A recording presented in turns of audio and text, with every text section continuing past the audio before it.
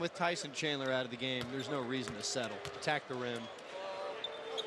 Yeah, for those just tuning in, he has an upper respiratory infection. He did start tonight, but Chandler only played 4 minutes. Welcome back to another session of Knicks Bros TV here on Knicks Couch Report.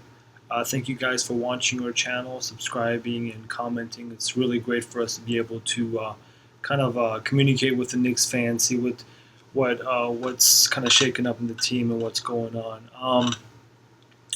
Basically, a couple of things here I want to talk about. I want to discuss the game that the Knicks had against the Raptors tonight, in which was actually a really dreadful shooting experience, especially on the Knicks part. Just not good shooting overall. JR had a tough time shooting for the 22 minutes that he played.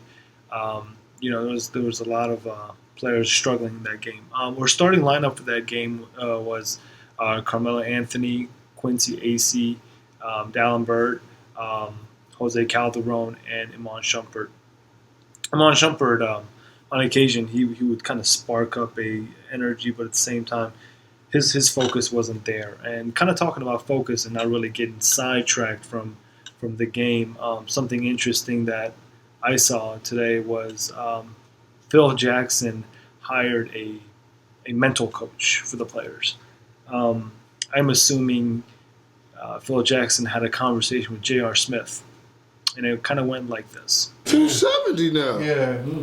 What is going on? Yo, that's another thing, man. Listen, bro, we got to do something about this, though. They killing kids, for real. They killing kids over sneakers, my man. You keep charging kids 270. It's a recession.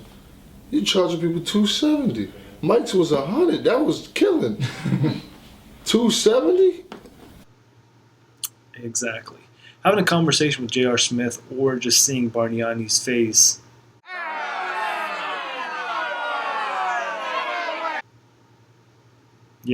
will make you want to get a mental coach for the team. So that's my assumption. But on the serious note, I believe in Phil. I read his book. I forgot what it's titled, but actually I have it sitting on my desk. Kind of talks about his experience with the teams that he's had and how he managed to get the triangle offense going and making sure the egos that he did have with Kobe Bryant and Michael Jordan put to the side to make sure the team wins as a team. So, but yeah, kind of going back to the game, I'm not really panicking. It's still the first, third preseason game. But I think, I guess what I really wanted to see a little bit more was more organization from the team.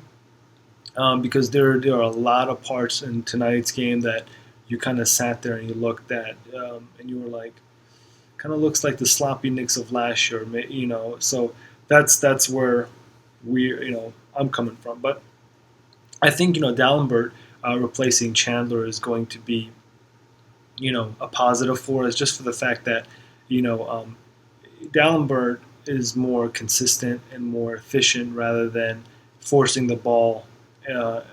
He's got a better touch than Chandler does. I saw a couple of sparks of Jose Calderon. I know Jason Smith played as well, but really nothing for me to kind of put my finger on and say, all right, well, this is what I see out of this player. This is what I see out of that player. Stoudemire's playing time was only 15 minutes, so you didn't get to see much of a redemption from the last game that he had where, like my brother stated in the last video, he just looked lost. So overall, it was an 81-76 loss. Derek Fisher has a lot on his hands. I really want to know what you guys think as far as, are we going to be able to turn this around? Because Carmelo Anthony has come out and stated that he's still getting adjusted to the system.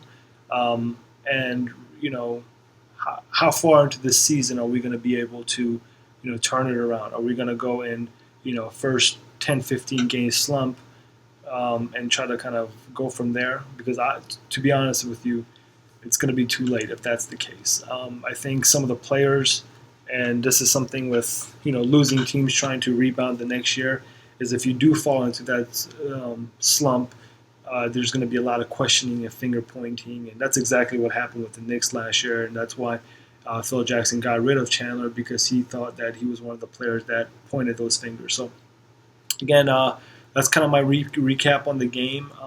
You guys let me know what you think. Please subscribe and comment and follow us on our Facebook. Thank you for watching and have a wonderful night.